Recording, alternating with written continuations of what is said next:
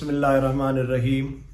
दोस्तों, अॼु 30 मार्च 2023 9 रमज़ान मुबारक।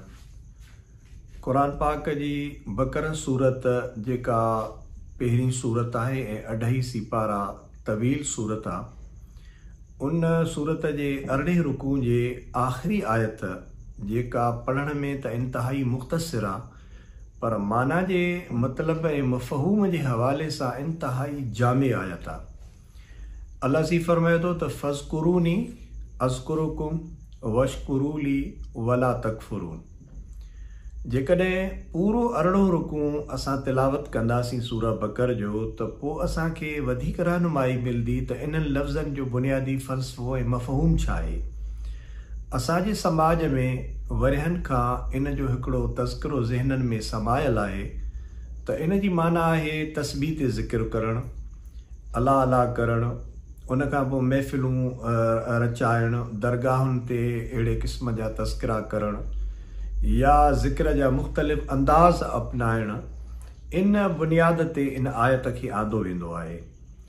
इन्हनि ज़िक्रनि जो को बि इनकार कोन्हे, इहो बि हिकिड़ो ज़िक्र आहे, ख़ुदा जी यादि आहे। लेकिन सुवाल इहो थो पैदा थिए त इन आयत जे अंदरि जंहिं ज़िक्र जी ॻाल्हि थियल आहे उहो ज़िक्र कहिड़ो आहे। अल्लाह ताला इन ॿिनि लफ़्ज़नि में हिकिड़ी कमिटमेंट करनि था पंहिंजे बाने सां।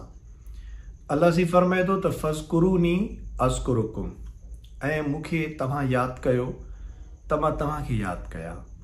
त उहो यादगीरो कहिड़ो आहे? या सिर्फ़ु ज़ुबानी अलाह अला करण वारो यादगीरो आहे? ज़ुबानी सिर्फ़ु ॾाढिया माण्हुनि जे रूबरू या तस्बीह खणी करे ज़िक्र करण जो इन में इहो मतिलबु वरितो वियो आहे। ऐं हेॾी वॾी काइनात जी कमिटमेंट एॾे वॾे ख़ालिक जी बंदे सां थिए पई, या सिर्फ़ु इन ज़ुबानी लफ़्ज़ चवण सां असांजो मसइलो हल थी वेंदो? या असां जेकॾहिं सोचूं त भला सदियुनि खां वठी करे इन ज़िक्र ते त अमल थिए पियो, छा पोइ इंसानी मुआशिरो बहितरी तरफ़ रवानो थियो आहे? अल्लाह ताला हिन में फरमाए थो त फ़ज़्कुरूनी अज़्कुरुकुम, मूंखे यादि कयो।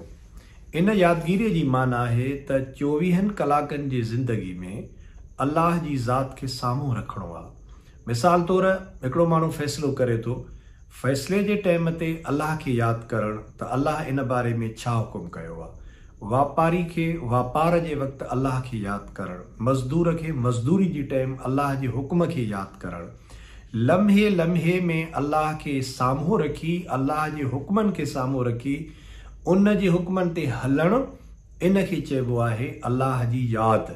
ऐं अक़िमिस सलात लिज़िक्री, अल्लाह सी जी फरमायो त निमाज़ जेका आहे उन जो क़ाइमु करणु, इहो बि हिकिड़ी यादगिरी जे लाइ आहे, त असांजे ज़हन में अल्लाह जी यादि, अल्लाह पाक जी अज़मत, अल्लाह पाक जे अहकामात जी तामील, लाहे अमल, हिकिड़ो असां डिसीशन वठिणो आहे। ज़िंदगी 24 कलाकनि में 100 डिसीशन असां वठंदा आहियूं, त उन में अल्लाह जी यादि, डिसीशन जे टाइम अल्लाह जी यादि खे साम्हूं रखिणो आहे त इन बारे में अल्लाह छा थो चवे, मां छा थो चवां, माण्हू छा था चवनि, अल्लाह जी तमन्ना कहिड़ी आहे, अल्लाह जी घुर कहिड़ी आहे। इन जे करे जामियो लफ़्ज़ आहे। अल्लाह जी फरमाए थो जॾहिं तव्हां ईअं कंदव, मूंखे यादि कंदव, हर मामले में मूंखां रहनुमाई वठंदव, मूंखां हुकुम वठंदव, मुंहिंजे चवण ते हलंदव, त पोइ अज़्कुरुकुम, मां बि तव्हांखे यादि कंदुसि। मतिलबु छा त ज़िंदगी जेका बि दुनिया वारी तव्हांजी आहे उन में तव्हांजे बि तमामु मामलात जी मां ईअं ई निगरानी ऐं फज़ुल कंदुसि, जीअं अव्हां मूंखे हरदमि यादि कंदा आहियो त मां बि तव्हांखां गाफ़िल न थींदुसि, मां बि तव्हांखे न विसारींदुसि,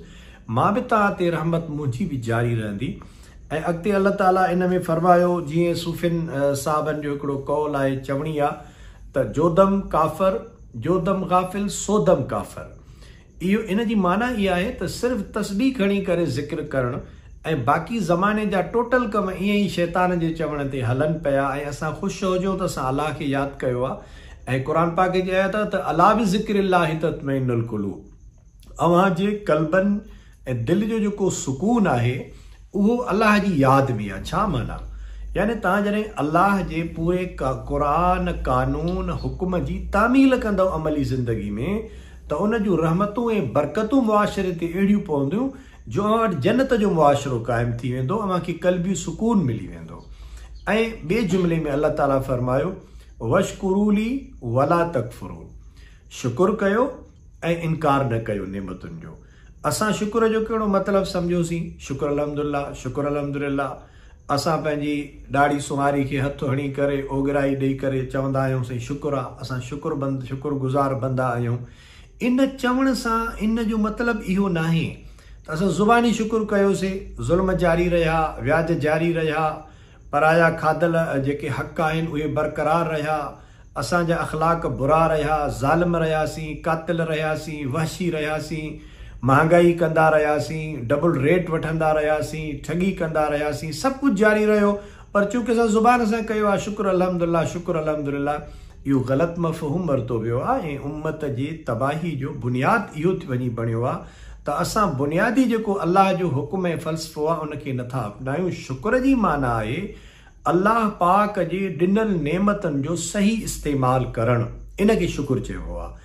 कंहिं माण्हू खे दौलत मिली, अल्लाह कीअं चयो आहे त ख़र्च कयो, इज़त मिली, अल्लाह कीअं चयो आहे त उनखे ख़र्च कयो, मुआशरे में कीअं हलो, अबियमा जो क़दुरु कयो, इंसानियत जो एहतराम कयो, माण्हुनि जे वैल्यूज़ ऐं तक़ाज़ाउनि खे साम्हूं रखो।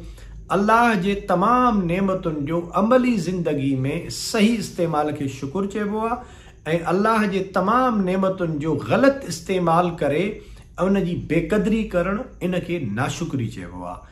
मां तमामु दोस्तनि खे दावत ॾींदुसि त रमज़ानुल मुबारक बाबरकत महीनो आहे ऐं ख़ुदि बि इन शइ जी तिलावत कनि। मिसाल तौरु मां अव्हांखे ॿुधायां पियो ऐं मां राय ॾियां थो त बकरा सूरत जो 18 रुकू अव्हां पूरो पढ़ो ऐं उन खां बाद फ़ज़कुरूनी अज़कुरुकुम वशकुरूली वला तकफुरून।